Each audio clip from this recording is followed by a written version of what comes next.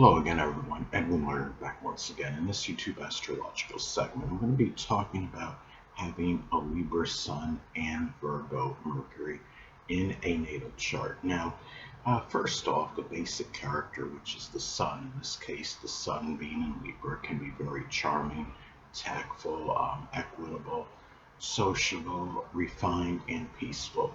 Now, when you have the communication, in this case, the communication can be is Mercury. It's connected with Mercury. Mercury being in Virgo can be analytical, detail-oriented, critical, sometimes pedantic, very proper, and punctual in terms of their communications. Now, the Libra Sun, the Sun is about our basic wants. And the Libra Sun wants to collaborate with others on projects and endeavors, intellectual sociability, and bounce ideas off others. Now, Virgo Mercury when they talk often about health-related matters, statistical data, things connected with diagnosis, analysis, and even like just editing and correcting. Things that we feel need to be edited and corrected. And the thing is, the true self, which is the Sun, in this case, the Sun being in Libra, can be diplomatic, persuasive, and cooperative. Excuse me. Now, the thinking, which is Mercury, in this case, Mercury being in Virgo, can be, involve a lot of analysis, can be very methodical, systematic, and organized. And the combination, as far as how this energy may integrate, you could have that focus, which is the Sun, on relationships, which is Libra, and the person they'll be overly critical at times, which is Virgo, of these people. There might be a lot of analysis, mental analysis regarding those relationships that are focused on, and and also critical, of those people that don't think, which is Mercury, as quickly as they do. Keep in mind, Virgo, Mercury is in its dignity in Virgo, and when you have a Libra Sun and Virgo Mercury, naturally, okay, Mercury is positive before the Sun, and the thinking may be more premeditative. The person may often think, which is Mercury, often before acting, which is the Sun. And this could shine the light, so to speak, which is the Sun, on communication, which is Mercury ability, if there is a conjunction aspect between the Libra Sun and Virgo Mercury. The conjunction aspect is 0 degrees. I use a 10-degree orbit if at least one personal planet is involved. In this case, of course, you have 2 personal planets that are involved with the Sun and Mercury. And let's say, for example, that the Libra Sun is at 2 degrees and Virgo Mercury is at 29 degrees. That would form a conjunction aspect. Now, some astrologers and astrology enthusiasts don't believe in outer sign aspects. I believe they are valid. I can illustrate why it's valid, I believe, through this example. Now, in this example, again, you'd have the Libra Sun at 2 degrees and Virgo Mercury at 29 degrees. That's a 3-degree disparity.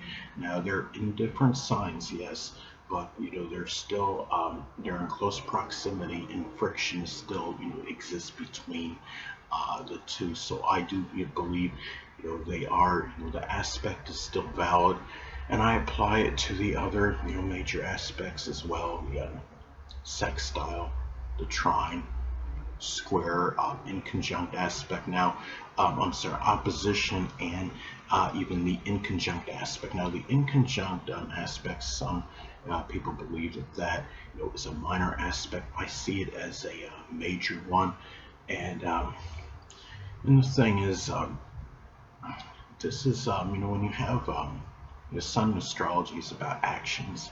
So having a Libra Sun, actions may often be done. Could be with others, relationship oriented.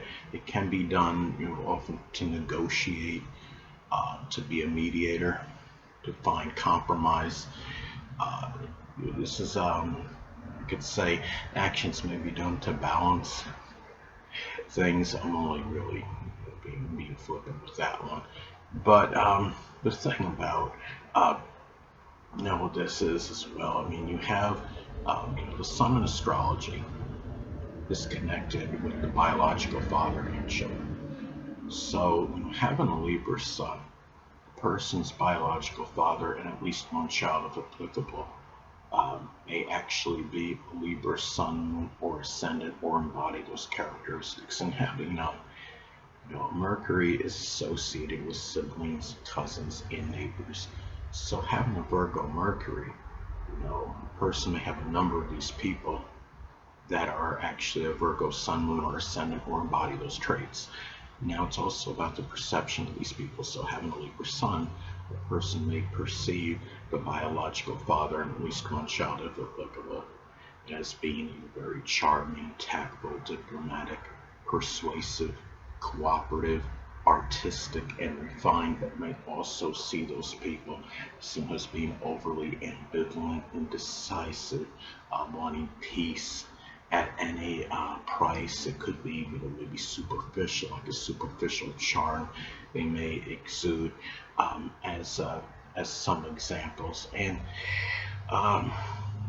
with the Virgo Mercury, the person may perceive a number of siblings, cousins, and neighbors as people that are that are very scrupulous, meticulous, organized, methodical, detail-oriented, analytical, systematic, but may also see those people as being overly judgmental, critical, cynical, negative, fault-finding, and those are some ways that may manifest in terms of the perception of those people. Now, the thing about this is, I would say, overall, when we look at the Libra Sun, Virgo Mercury, it's a combination that I would say is generally, very tactful and diplomatic. The Libra Sun in astrology is about our basic fundamental character. So having a Libra Sun, a person's basic character may be very, tactful, diplomatic, and charming.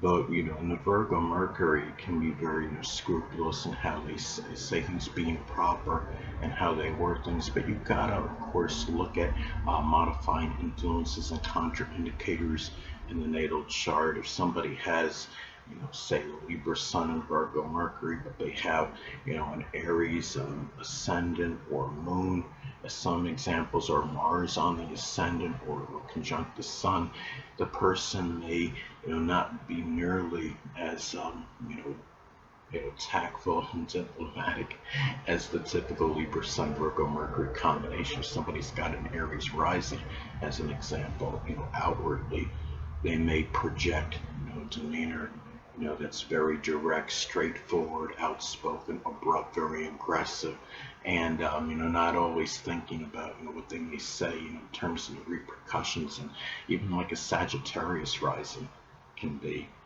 like the Sagittarius moon, may often say things to the point of demoralizing others, but not necessarily worry about the consequences and repercussions of things. So you have to look at the whole chart. As I said in my earlier videos, I talked about not isolating any one proponent of the chart and making an analysis on it, because we're the sum of all the parts in our chart, not just one. So anyway, people, that'll conclude this YouTube astrological segment. Until next time, people, Edwin Learnard saying, stay well.